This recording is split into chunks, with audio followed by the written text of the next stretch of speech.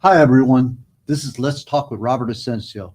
So, we want to recap and bring to you the feelings and the reactions post Uvalde.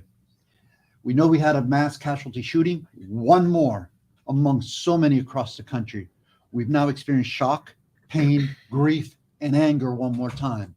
With me to share these discussions are Michael D'Angelo, the president of Secure. What's the name of your Direction company? Consulting. Secure Direction Consulting. We have Dr. Nancy Lawther, and we have Dr. Nancy Lawther with New Air Alliances Company, and we also have Lindsay Shook from Moms Demand Action. Welcome, guys. Thank you. Thank you. It's great to be here. So let's get right into it. Michael, let's talk about your retired police captain. You're also a security expert when it comes to law enforcement issues. Let's talk about the catastrophic response that we know has unfolded and the details about what made the police response such a disaster in Uvalde. I think you coined the right word. Catastrophic failure is what we observed. Granted, there's still an investigation going on. It'll run its course to find out all of the failures and the details of the failures. But from what we've seen already across the nation, catastrophic failure of law enforcement response. Was it the incident command and control that really collapsed, or was it the actual hesitation to go in after a shooter who's actually exchanging shots or firing at police officers? On the surface, it appears to be a combination of things. Just for no reason whatsoever, revert back to old tactics. The post-Columbine senior high tactics that law enforcement is trained to across the country have been in place for several decades already. It should be secondhand nature, the new response to active shooter incidents. And yet what we saw in Texas was going back 20 plus years to the old respond, secure the perimeter, wait for the special weapons and tactics people. And that caused just catastrophic loss of life. And sadly, during the time that they sit and wait, as we know that there were about 19 officers inside the building, just outside the classroom, there were children that were being shot and killed. Absolutely. What's amazing to me is the fact that the stories are now coming out of the children, what they've experienced in that classroom, right? And the pictures or the causes are actually broader than this Uvalde incident, right?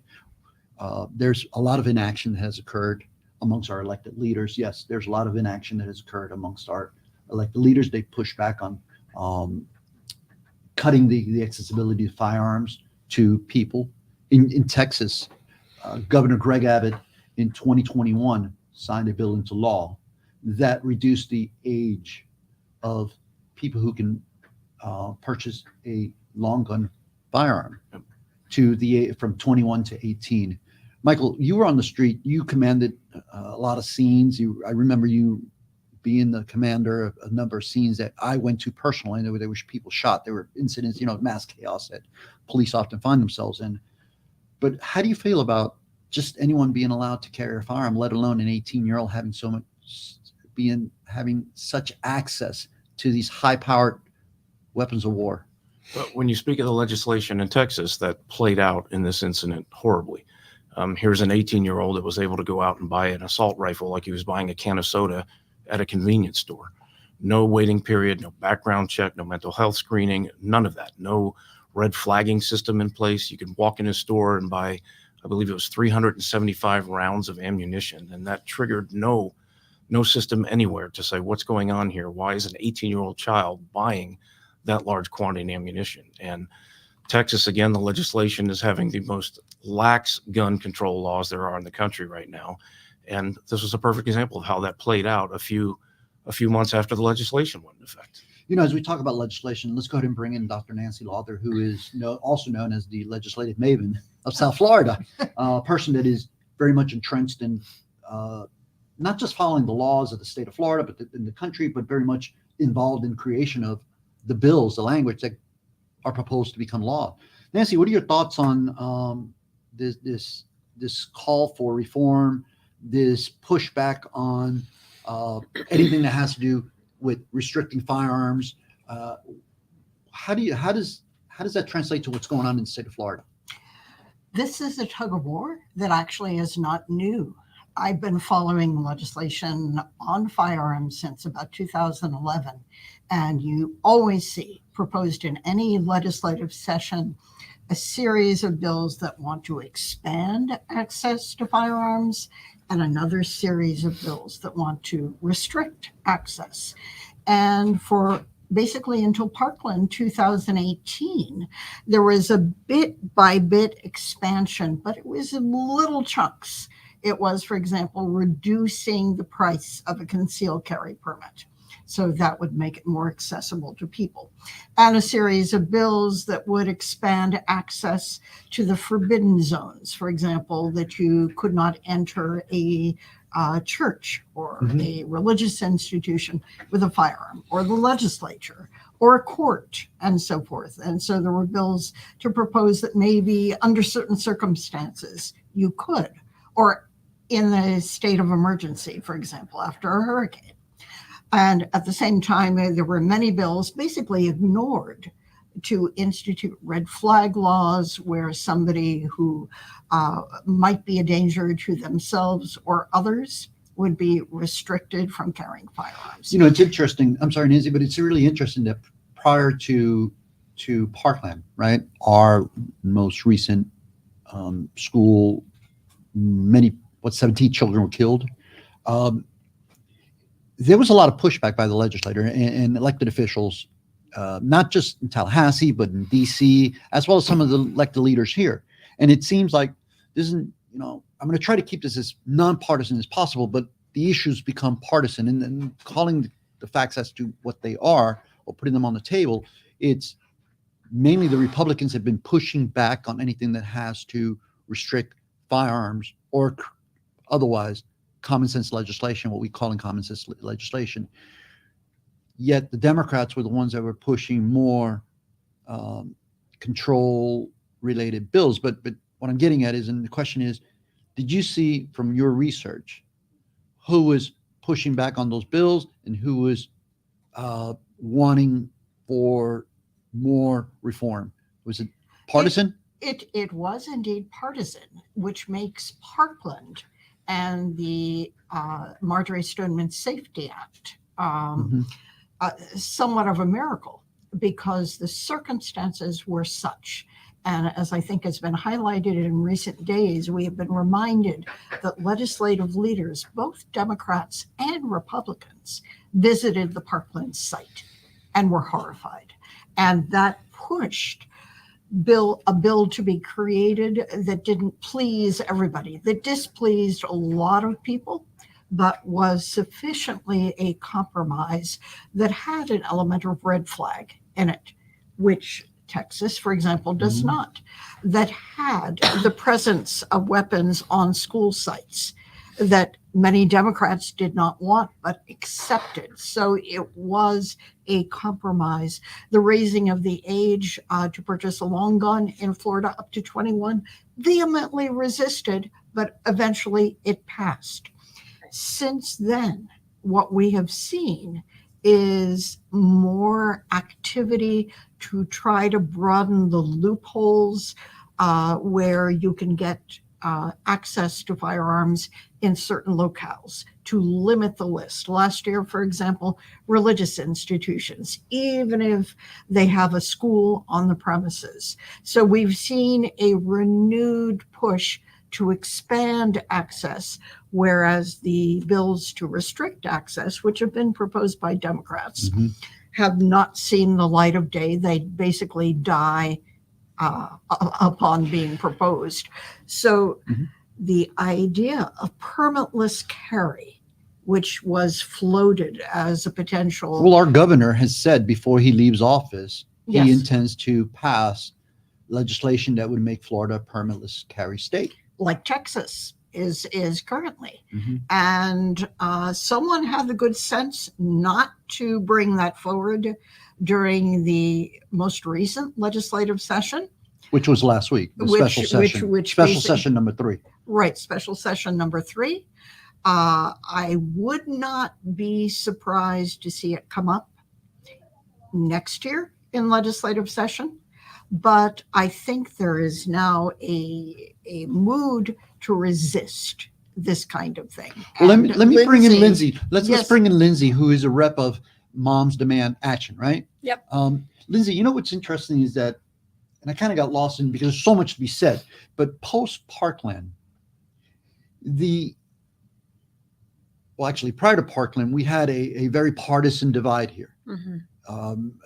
We know where the Republicans stood. We knew where the Democrats stood on opposite ends. But after Parkland, we had a convergence on the state capitol of groups, specifically children. The Marjorie Stoneman students pretty much marshaled that. And I think your organization was involved in that, which was responsible for creating some level of this compromise that Nancy was talking about. Can you share your thoughts on why we're here and what's going on, and what do you guys, from Moms Demand Action, what is it you're seeking? Well, let me just start by saying, aside from being the Dade County lead of moms, I'm a mother. I have a 7-year-old who's in first grade at a public school, and I'm terrified. And we sometimes feel like we have to get active and loud because our legislators aren't listening to us or aren't voting in the ways that they should, Mm-hmm. right? So our organization has been around since Sandy Hook. It was created by a woman, Shannon Watts, on Facebook, and it grew enormously. It's now 8 million volunteers. We had 11,000 in Florida sign up last week. So it shows the power behind how people are feeling right now. Our priorities specifically in Florida right now are making sure that permitless carry does not pass. I'm still fearful there could be another special session held this year. I don't know what the limitations are on that. Because aside from it being detrimental to our community, it's detrimental to our police forces, right? Who we should be protecting the most right now. Michael, how do you feel as a former police officer, former commander, just anyone carrying a firearm? It can't even fathom that. I take the example of what we just went through in Buffalo. And if you picture law enforcement arriving to that scene where now you have bad guy with a gun that's actively shooting people, but let's add to that 14 other good guys with a gun that are running around the same grocery store. How does the first 2-3 responding law enforcement officers, the ones that are tasked with ending this horrific event, how do they distinguish the bad guy from the good guy with a gun when they run into a supermarket and there's just the chaos of a shooting going on and people running for cover and screaming and everything else? To have the wherewithal to slow that situation down and try to determine who's the person I'm here to neutralize and take out and stop from preventing further harm, and who are the good guys that are supposedly trying to help me do the same thing. It's a scenario that, under the stress of a critical incident, the typical police officer should not even have to begin to think about confronting. And that's the kind of equation we're throwing in when we look at constitutional carry. Anybody in that supermarket could be carrying a gun, and the first person to start firing shots isn't necessarily going to be the bad guy that law enforcement's there to take out. Lindsay, I mean, how do we push back on this? Because the logic being used, right? And I think I always call it flawed logic, because it's this that's being used to support a constitutional carry or Second permitless Amendment. carry. It's not just the Second Amendment. It's that the good guys will carry the firearms and be able to stop the bad guys. Well, I The think we problem can is- see with Uvalde that wasn't the case. And as I don't know, there's that old saying, you don't bring a knife to a gunfight. So does that mean we're going to arm everyone with a weapon of war? Does everyone have to carry an AR-15 around in order to make sure the bad guys? No, we have to work hard to pass legislation that keeps guns. There's many root causes, right? Whether it be mental health, whether it be access to guns. And as we're seeing, the number one cause of firearm death with children is because they were able to access a gun that was not safely stored. So we work hard to go into schools and organizations through our Be Smart program to teach responsible gun ownership, because we're not trying to take away guns from responsible gun owners. I think that's a misnomer, right? Nancy, isn't Yeah. that the excuse that you find when you're talking to people about legislation, or legislators about legislation, that they believe that, or they're hiding behind the thought that those that are pushing safety measures or safe gun control, safety measures, want to take everybody's gun away? Isn't that what you're experiencing? That is a fear that is being exploited, Mhm. but is not the reality. The reality is safe storage. The reality is registration, universal checks. background checks, and so forth. Some of the things that Lindsay's organization, And we're no closer to background checks, right? Universal background We really checks right promote now. background checks on every gun sale, right? So you look more at the sale than just the Mhm. person, right? Also, we're trying to regulate the assault weapons again. I think that there's plenty of graphs that have been circulated this week that showed when the assault weapons ban stopped, that there was an increase. So, the way we're working on this is we're mobilizing with our volunteers. We're encouraging them to email, to write, to call all of their legislators, because they do have to listen to our messages and they have to record the volume of that. And, we do still live in a democracy, I think. So we're hoping that our voices can be heard. But we're also working on the grassroots level to make sure that parents lock up their guns safely. So what are you hearing from the parents? Everyone's terrified. Everybody's terrified. Is there a will to go to hold the elected officials accountable? That's an interesting question. I find people here, they need a little bit more education and experience on working within our system. I think they sometimes feel hopeless and like they don't have any power over the government or have any influence over the government. And they feel like they're just going to have to take this on, take the responsibility on their own to protect their child. So, I don't know. I really don't know what we can do right now to make sure people know, other than just continually messaging them. They're like, here's a template letter if you need it. Here's the phone number. Like, we'll help you do these calls. I mean, they do matter. And we do have to reiterate that there are certain candidates who are gun sense candidates that we call within Moms Demand Action. And soon we should have our list for all the primaries coming out of who we have certified as candidates that will, support smart gun safety legislation. So I think it's just continuing to educate people, and not just for their federal representatives, but their state representatives, because we see that the federal government can't always pass strong gun reform here. So we have to focus on these local and state candidates. Nancy, how do we get there? I mean, how do we get more people involved, and how do we create change? I think we have people's attention right now. I got a phone call yesterday from somebody I knew from my garden club. What can we do? Can we get together a community discussion where everybody can air their views? Can we get together and determine some common sense principles that everybody can stand behind? And I think that parents are really feeling as though they are on the front lines because their children are. And there is no stronger voice, I think, than a parent voice. It comes back to smart, sensible rules, right? And in police work, we train our officers, we certify them, we give them retraining, we hold them accountable. There are rules of engagement that are pretty much conveyed and trained and reinforced. And if they violate that, then there's accountability, right? It seems like police officers have more restrictions with their firearms than what they want the public to have. And let's not forget, if we see that training has failed, then we retrain and train again until we get it right. And that's the misnomer of the good guy with a gun. Is the good guy with a gun going to have that 800 plus hours of tactical training and firearm safety training that law enforcement officers are provided with? We can't even get basic training requirements. We can't get basic background requirements. We can't get basic mental health screening requirements. These are all things that the good guys with the gun that also have the badge have to go through before they're put out on the street. And now we're talking about allowing the possibility of allowing anybody that wants to carry a firearm in public being able to do so. I think my colleague's point that from Moms Demand Action, that form that they're developing is a phenomenal tool, because we know the other side of the equation, the National Rifle Association does a report card of every elected official running for office and where they stand on firearms rights, A through F. And it's right down partisan lines. The Fs are on one side of the aisle, the As are on the other side of the aisle. And that's basically telling voters, even if you don't know anything else about your candidate, if you see this grade, that's who you need to vote for firearm safety, firearm rights. Yeah, sadly, I think they're capitalizing on misinformation and disinformation. Well, and freedom, the idea of freedom. But how is my child any more free right now to go to school when I'm terrified to send her to school or to the grocery store? So her freedom is restricted so that someone can own a weapon of war? It doesn't make sense to me. That is so sad. Excuse me, I'm looking at the time to make sure we're I just wanted to bring up one last thing with police. We have to remember that mass shootings, while they're happening way too often, 110 people are shot every day with a firearm in America. And, there's children dying every weekend here in Miami.